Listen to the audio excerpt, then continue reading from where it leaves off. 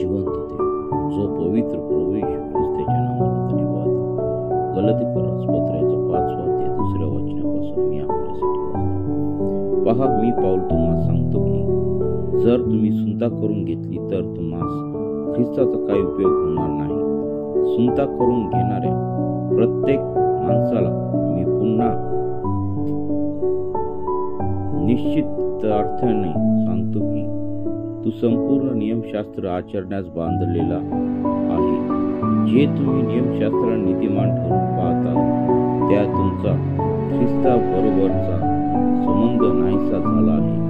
तुम्ही कृपेला अंतरला आहात, कारण आपण आत्म्याच्या द्वारा विश्वासाने नीतिमत्वाची आशा धरून वाट पाहत आहोत. ख्रिस्त येशूमध्ये असलेल्या सुनता होण्यात किंवा न होण्यात काही सामर्थ्य आहे असे नाही, तर प्रीतीच्या द्वारे कार्य करणारा जो विश्वास त्यांच्यात सामर्थ्य आहे. तुम्ही चांगले धावत होता, मग सत्याला मान्य होऊ नये म्हणून तुम्हाला कोणी अडथळा केला. तुम्हाला पाचारण करणाऱ्याची ही बुद्धी नव्हे, थोडेसे खमीर सगळा कणकेचा गोळा फुकून टाकते. मला प्रभूमध्ये तुमच्याविषयी खात्री आहे की तुम्ही दुसरा विचार करणार नाही.